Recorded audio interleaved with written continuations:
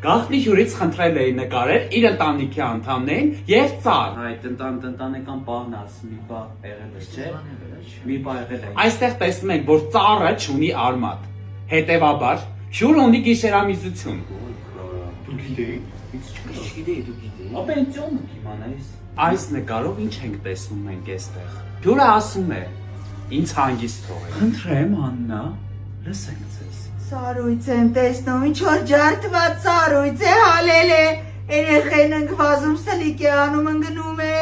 Այս կինը քանի անգամ ասել է, չոտկի ասել է, չոտկի ասել է։ Գաղտնի հյուրից խնդրել էի անձնական օգտագործման իր, հարգարժան գաղտնի հյուր ես մեզի անալիզի տարան ուղարկեր ես, ինչ անեմ։